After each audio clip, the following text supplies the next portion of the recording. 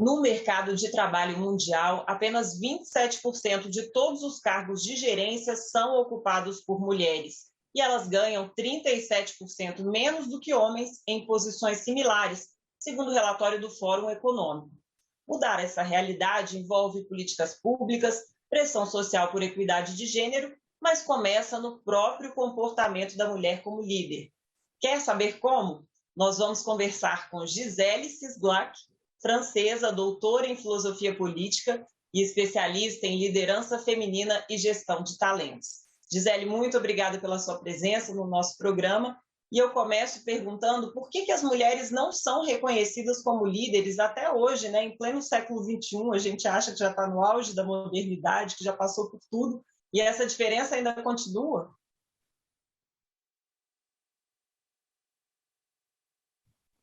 Alors, les femmes ne sont pas reconnues. As mulheres não são reconhecidas, pois isso vem de uma construção histórica, sociológica. Na origem da civilização, nós temos a separação da esfera pública e privada, e as mulheres foram relegadas à esfera do privado, onde a vida não tinha valor. E o que tinha valor eram os cidadãos, aqueles que pertenciam ao espaço político e público, que eram os homens, obviamente. É muito interessante perceber que existe uma ligação entre essa questão da democracia grega, a civilização ocidental e o que chamamos hoje da carga mental. As mulheres continuam colocadas na esfera privada e o trabalho das mulheres tem menos valor, é invisível. É como se as mulheres nunca tivessem deixado essa esfera privada a partir do que a civilização grega trouxe. E isso faz com que as mulheres sejam invisíveis e faz também com que o trabalho das mulheres tenha menos valor, pois os homens tomaram todo o espaço. Os homens criaram as instituições, bem como o poder político, cultural, simbólico e institucional. Portanto, construindo isso, separando papéis e funções, eles colocaram as mulheres num lugar que é distanciado do debate democrático, político, do poder. Ou seja, eles criaram uma confraria, uma esfera de pertencimento onde é muito difícil entrar. E na história do poder, nós vemos a tentativa das mulheres de entrar nessa esfera, mas sempre com um preço alto a ser pago. E hoje, a esfera pública possui uma outra dinâmica, que agora começa a quebrar esses paradigmas, onde as mulheres entram, só que representando uma diferença. Quando as mulheres entram nas organizações públicas, privadas, nas administrações, nós percebemos essa diferença. E é por isso que a igualdade, a mixidade leva à diversidade. Uma vez as mulheres representando essa diferença, elas podem trazer algo mais. E por isso fazemos muitas formações, capacitações no que diz respeito à liderança e sabendo que não existe uma liderança masculina, tampouco feminina, pois a liderança é algo universal. Mas as mulheres, ao longo da história, foram colocadas numa posição que é pormenorizada e as mulheres acabaram habitando em casas das quais elas não foram arquitetas. E é difícil compreender todo esse sistema, como essa casa funciona, como as regras do jogo funcionam, uma vez que as mulheres não estiveram ali na criação, na origem de tudo isso. E, portanto, nós vemos que há uma dificuldade dos homens em compartilhar esse poder com as mulheres, salvo alguns humanistas que buscam uma sociedade mais igualitária, composta por pessoas diferenciadas,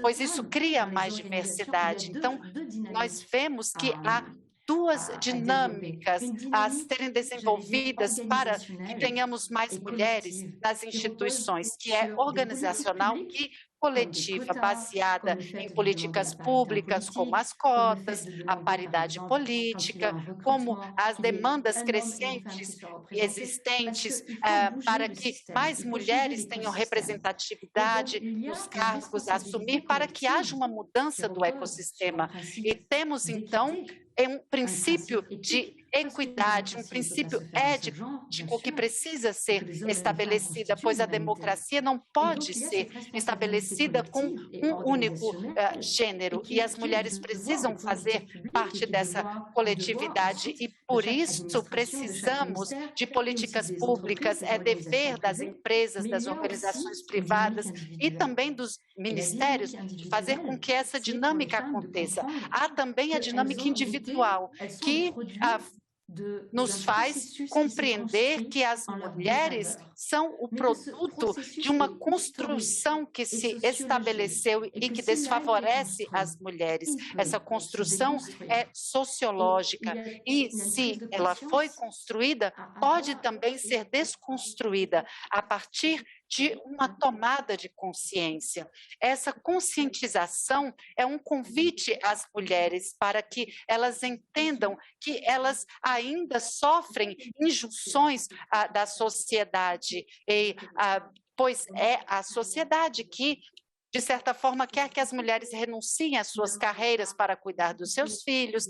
É a sociedade que pede às mulheres que se sacrifiquem para cuidar de suas casas, dando prioridade a seus maridos, a seus filhos, a seus chefes, e isso é colocado dessa forma, como se fosse a sociedade, mas não é a sociedade, é um processo de dominação, que não é interessante nem para os homens, nem para as mulheres, pois os homens também estão sendo colocados em papéis estereotipados. Portanto, as mulheres precisam se conscientizar dessas injunções sociais para desconstruí-las, pois elas dificultam a expressão do nosso potencial e faz com que as mulheres acreditem que pertencem aos outros antes de se pertencerem a si mesmas. Acabam se considerando como um open bar, um local onde todos podem se servir.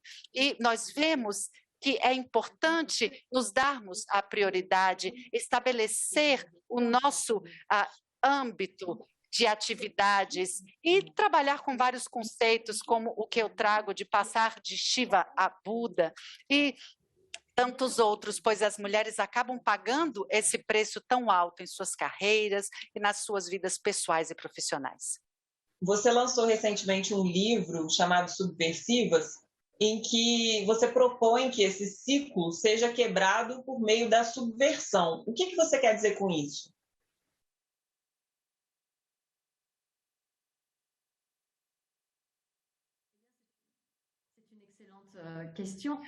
Essa é uma excelente pergunta. O que eu quero dizer é que a subversão é virar a mesa.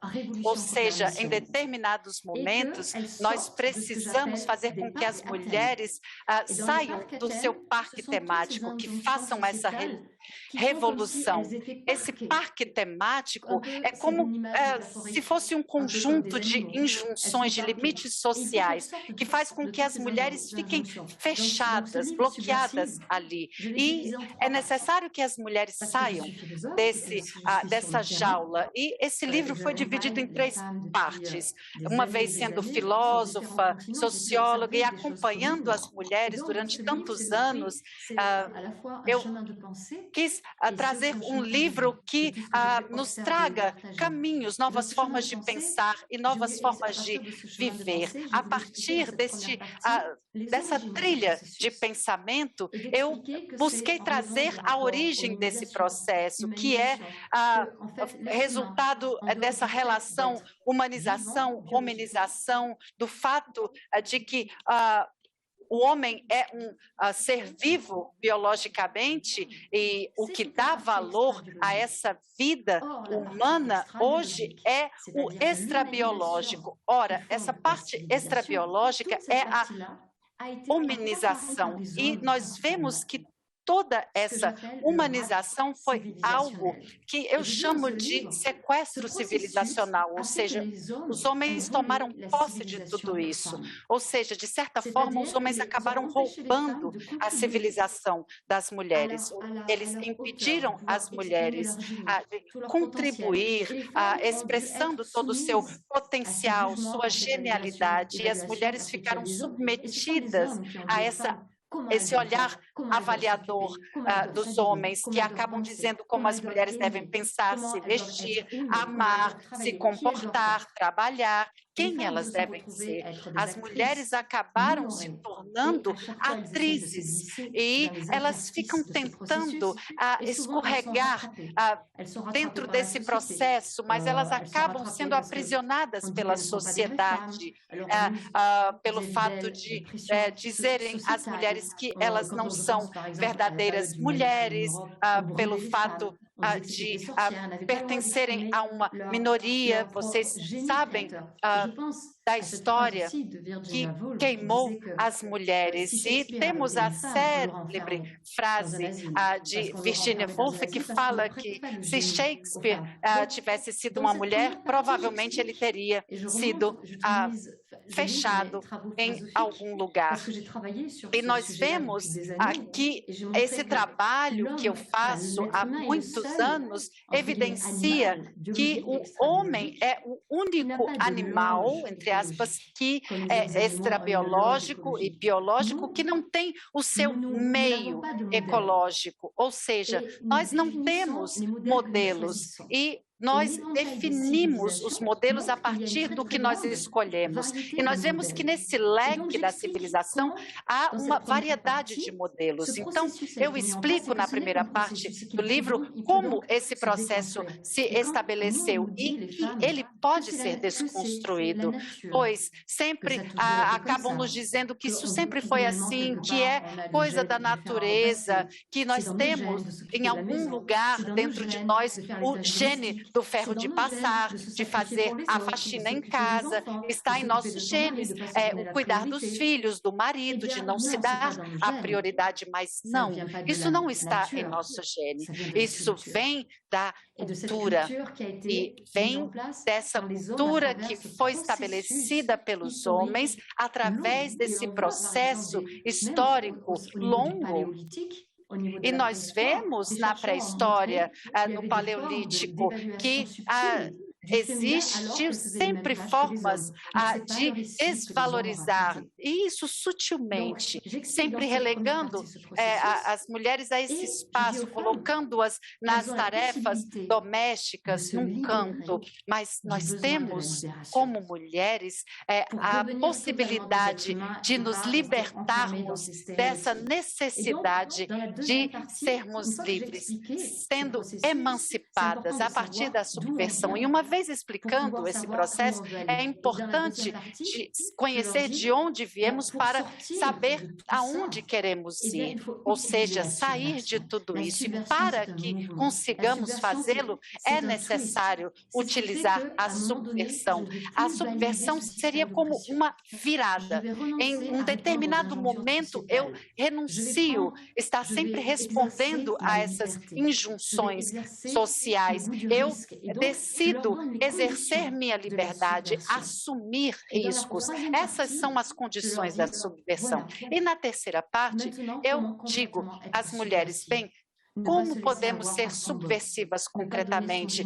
Não vamos nos deixar levar pelos nossos chefes, não ceder o nosso talento e genialidade aos outros, não ser mais um open bar, como eu sempre digo, como realmente expressar sua própria humanidade, como assumir realmente quem somos, como se assumir frente à sociedade, frente ao nosso trabalho. Portanto, esse livro é dividido em 3 partes, nos ajuda a compreender o processo da submissão e como retomar essa confiança em si mesma, trabalhar esse autoconhecimento, redescobrir ou acabar descobrindo, de certa forma, quem somos realmente. E isso nos ajuda a construir a nossa feminilidade, a nossa humanidade, mas que não vem de uma injunção social que é proposta pelos homens, mas sim criarmos um novo modelo, um novo paradigma. E na conclusão, eu explico que esse processo foi assim, ou seja, os homens não são responsáveis, finalmente, pelo que aconteceu. Em contrapartida, homens e mulheres temos, sim, a possibilidade, o dever de construir uma nova civilização. Eu vejo o feminismo como um humanismo, pois ele abre possibilidades da construção de um novo paradigma de civilização e de sairmos de todos esses estereótipos. Eu realmente estou muito feliz, pois este livro foi traduzido e será publicado pela editora Cultrix e vai ser lançado em junho aqui no Brasil. E ele traz também uma história muito especial, particular que eu tenho com o Brasil, onde eu comecei a realizar cursos, ministrar cursos desde 2016. E as mulheres brasileiras começaram a me perguntar se todos esses conhecimentos estavam em algum lugar. E eu sempre sonhei em trazer esse apanhado de saberes. Portanto, este livro tem uma matiz muito particular, pois está ligado à realidade das mulheres brasileiras também. Gisele, falando em realidade das mulheres brasileiras, né, a realidade aqui é que a mulher ainda tem que conciliar muitos papéis, né? Eu acho que isso não é exclusivo do Brasil, em outros países também, mas aqui no Brasil especificamente, é a mulher que tem a sua carreira profissional, que quer ser mãe, é a esposa, é a estudante, muitas vezes, então a mulher tem que se dividir em 3, às vezes 4 papéis. Como conciliar tudo isso, né? Conseguir responder a todas essas pressões, mas não se perder aí no meio do caminho e conseguir se impor, conseguir se liderar nesse processo. Dans ce processus, bem, neste processo, você precisa renunciar à perfeição. Precisa renunciar a essa identidade total. O que eu chamo de identidade total é aquela necessidade de você estar ali 100% perfeita em todos os lugares e a todo momento. Ou seja, perfeita em casa, com os filhos, no trabalho, na vida social, na vida familiar. Não temos esse dom, não temos como ser disponíveis o tempo inteiro. Então, precisamos renunciar a essa perfeição, qualificando a nossa presença, dizendo-nos, não preciso ser perfeita em todos os aspectos da minha vida. E é isso o que eu trago nessa questão de passar de Shiva a Buda. Como Shiva, nós temos 1000 braços, tentando ser perfeitas em todos os lugares, no trabalho, aí não é simplesmente a 100%, é a 300%. E em casa você precisa ser sexy, estar sempre disponível, uma top model. E quando estamos com os filhos, precisamos estar ali disponíveis, pois há sempre essa ideia de que as mulheres precisam ser perfeitas. Então, precisamos renunciar a essa perfeição. Os homens não são perfeitos. E isso não os impede de serem bons pais, bons maridos e bons profissionais. E ninguém acha isso ruim. Portanto, precisamos renunciar a essa síndrome da perfeição, priorizando-nos. E, dessa forma, há momentos onde você prioriza mais a sua carreira, outros momentos prioriza mais a sua vida social, ou seja, a teoria dos equilíbrios para homens e mulheres. E, para tal, precisamos nos desfazer dessa carga mental. Então, em casa, organize a sua incompetência doméstica, ou seja, não faça tudo em casa. Aceite que os homens assumam seus papéis cuidem da educação dos seus filhos, dividam as tarefas domésticas.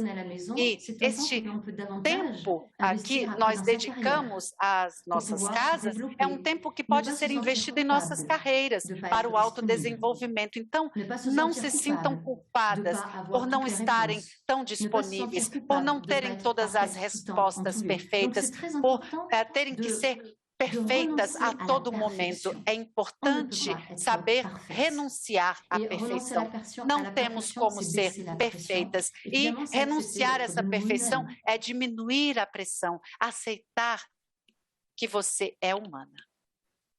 Existe um estilo de liderança feminina, assim, que características uma mulher precisa desenvolver para ser uma boa líder?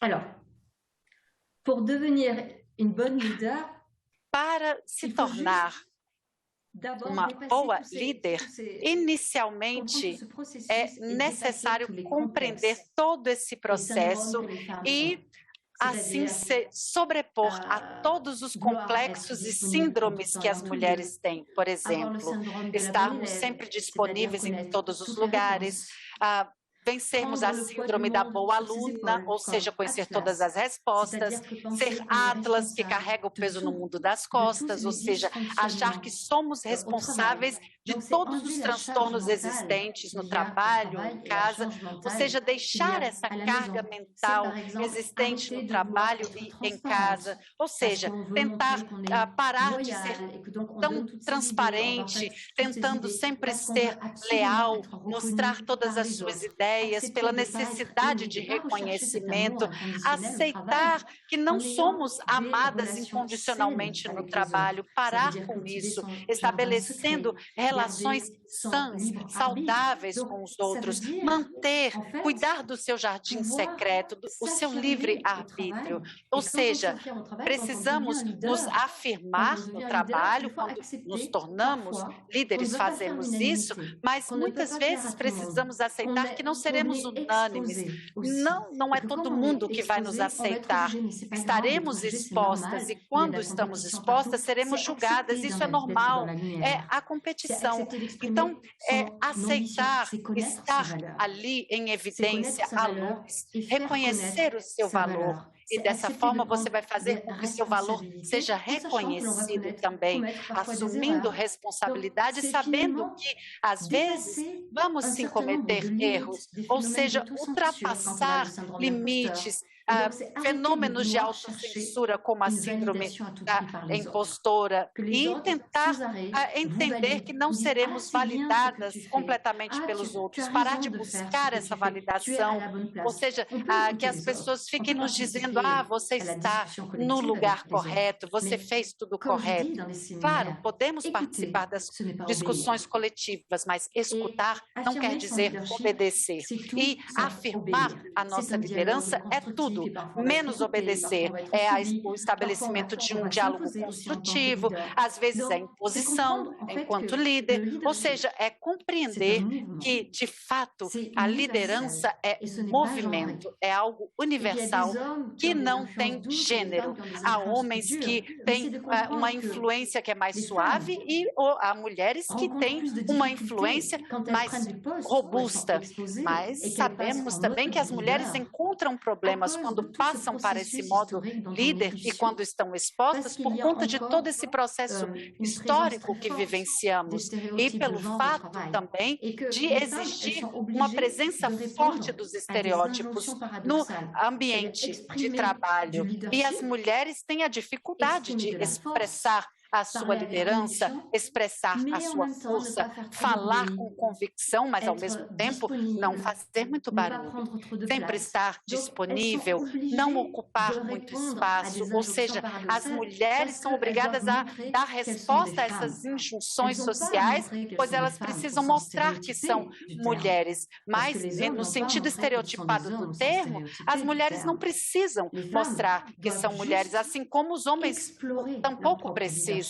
Elas precisam, sobretudo, expressar sua liderança. A chave para tudo isso é se posicionar como sujeito de direito, como ser humano e se dizer, ok, eu não vou agradar a todos. E está tudo bem, eu posso expressar a minha ambição. Está tudo bem, eu posso estar aqui iluminada e valorizando o que eu faço.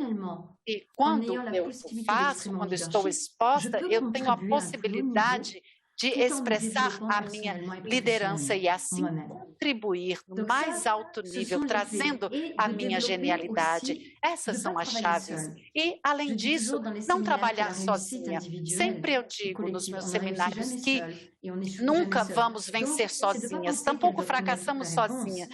O sucesso, ele é coletivo. Além disso, é importante desenvolver redes, encontrar aliados, pensar em nós mesmas como uma peça de conectividade e, dessa forma, assumir esse papel sem se privar, pensando que não, eu preciso cuidar do meu marido e dos meus filhos. Compartilhe as tarefas e se disponibilize, se autorize a ser livre, se autorize a exercer esse poder positivo, autorize-se a desenvolver sua liderança, sua rede e pare de ter que ser excelente em tudo o que você faz, pensando que finalmente vamos ser reconhecidas como merecemos ao exercer esse 100% de perfeição, mas não, o seu valor é reconhecido quando você reconhece o seu próprio valor e quando você consegue, a partir de tudo isso, exercer a sua liderança junto aos demais.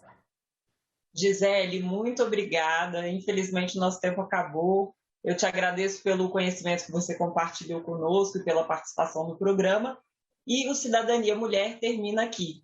Este programa é o nosso espaço para discutir equidade de gênero. Ele já está no nosso canal no YouTube e, se você gostou, curta, compartilhe com outras mulheres e aproveita para nos seguir e ficar atualizada sobre os debates do Senado. Até a próxima!